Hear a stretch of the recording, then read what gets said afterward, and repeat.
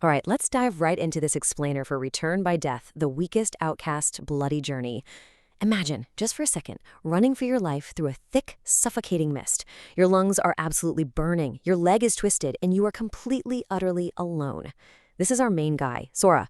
He's desperately firing this weak little magic handgun over his shoulder at a swarm of horrifying, eyeless monsters called Furgles. He's out of breath, he's out of mana, and honestly, he's out of hope. But you know what the absolute worst part is? It's not the monsters chasing him. It's the fact that just moments ago, he was betrayed by the very people he trusted most, just left out in this mist, waiting to die. Let's plunge right into this absolute nightmare together. While Sora is literally being dragged down into the mud, his phone rings. It's his childhood friend, Kaya. He begs her to open a rescue portal, and her response? Just a cold, flat refusal. She tells him the class took a vote, and well, they decided the weak just have no value. As these Furgles tear into Sora's flesh, he can literally hear his classmates laughing over the phone. The pain is absolute. The darkness swallows him whole, and with his last fading thought, he vows he will never, ever forgive them. And then, he dies. But here's the thing about this world. Death isn't an escape. Sora's eyes snap open, and he's standing right back at the start of the battlefield, completely uninjured, like nothing even happened. But then the terrifying realization sets in. This isn't some gracious second chance. It's a forced save point. He runs, he gets torn apart, he dies, and he wakes up again. After going through nearly 10 brutal, agonizing deaths, Sora realizes the cruel truth of his hidden skill, Return by Death. The world itself is literally forcing him to stay on this battlefield until he finds a way to win. Now, to understand why he was abandoned in the first place, we kind of have to rewind to the beginning. A beautiful monarch named Queen Rose had summoned Sora's entire high school class to another world, granting them these superpowered hero blessings to fight off a massive demonic invasion. But when the class checked their stats, Sora was outed as a total loser. He had rank G strength, rank G durability, and absolutely zero starting skills. When you compare that to his elite classmates who were out there throwing fire and ice around, Sora, along with two other outcasts named George and Lily, were deemed utterly, hopelessly useless.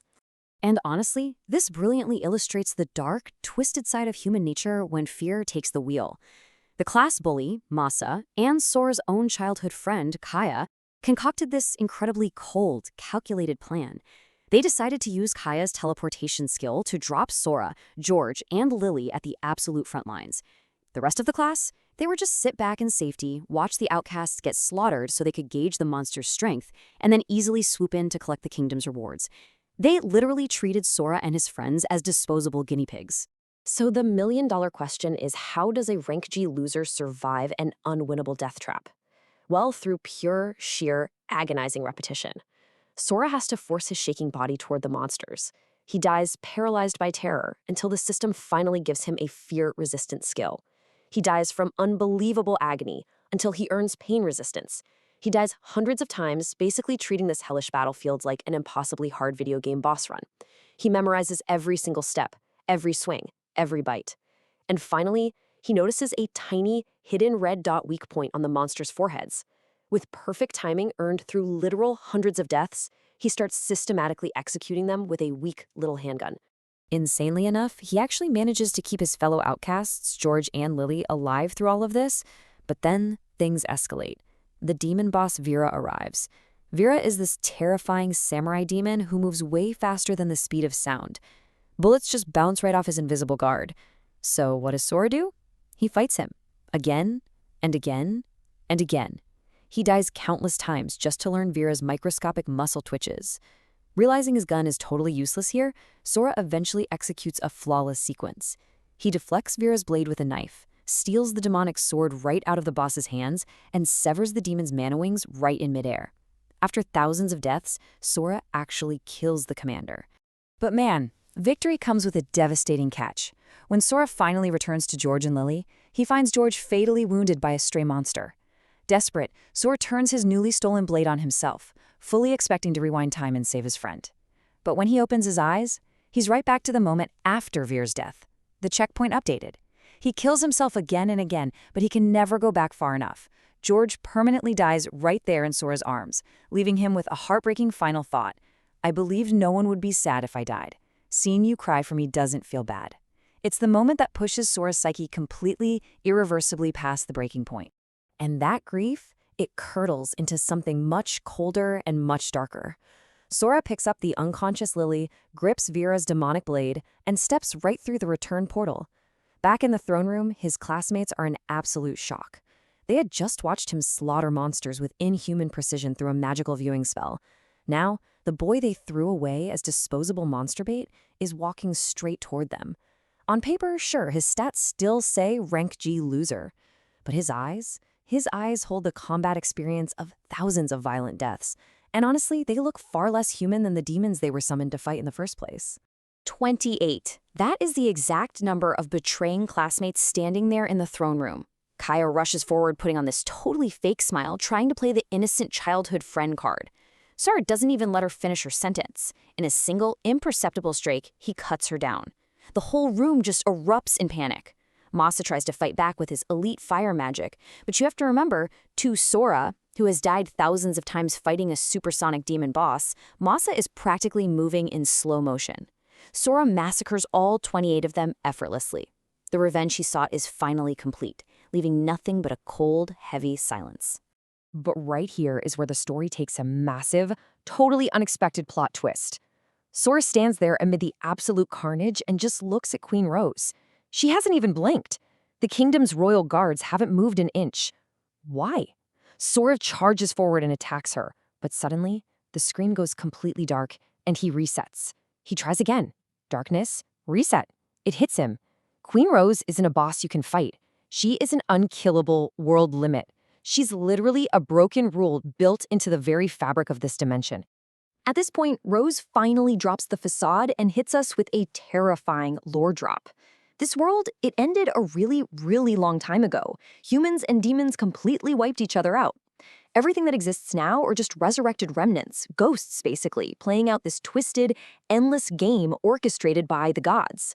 The kingdom's citizens aren't even considered real humans anymore, and that is exactly why they need to summon living outsiders like Sora to fight the demons, all centered around fighting for a sacred item called the Holy Grail. Knowing this dark truth, Sora is basically forced to keep fighting off these demon invasions so he can eventually reach the Grail. During the second invasion against this massive flying demon named Selvis, Sora hits a massive wall. His stolen sword literally can't reach her in the sky. So, what's his solution? He grinds through 400 agonizing death loops to invent his very own magic. Using his own spilled blood as a catalyst, he creates what he calls fallen magic. He shapes these dark red wings of pure mana to unleash a sky-splitting slash that absolutely obliterates Selvis. And he just keeps repeating this incredibly violent process until the final invasion where he meets a demon wearing a mask. Now, her power is a real game changer. It instantly shuts off his consciousness, completely bypassing all his stats and resistances. He literally can't fight her. So, in the next loop, he decides, okay, scratch that, let's just talk. Over countless resets, they converse, and finally she removes her mask. Her name is Elena, and she is Queen Rose's older sister, who was sent away long ago and resurrected as a demon queen by the curse of this broken world.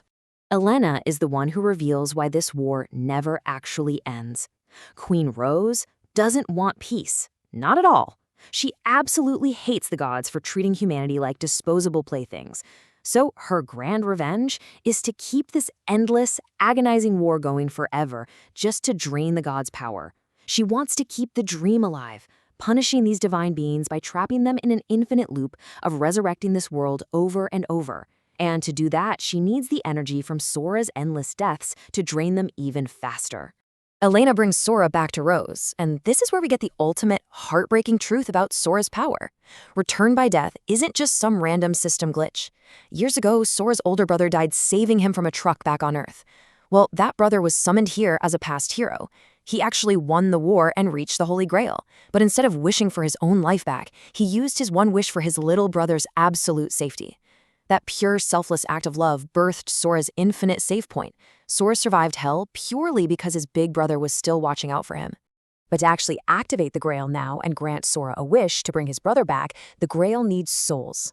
Back in the throne room, the quiet outcast Lily wakes up, and she finally reveals her own hidden skills, Future Sight and Devil's Whisper. She tells him she saw futures where Sora broke completely and became an absolute monster just to win.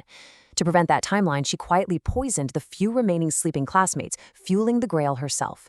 Then, flashing a warm smile at Sora and thanking him for saving her, she drinks the poison herself, sacrificing her own life so he can finally win the game.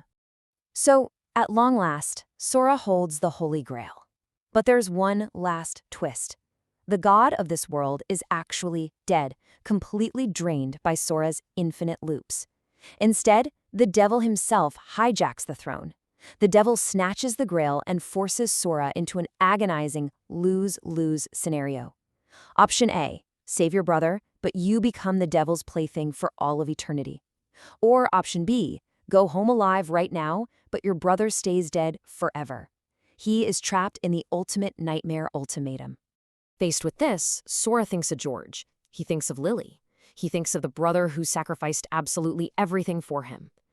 And he refuses to save one person by throwing away everything else. He rejects the devil's deal entirely. Instead, he draws his stolen demonic sword, channels that blood-black fallen magic he forged through thousands of painful deaths, and steps forward.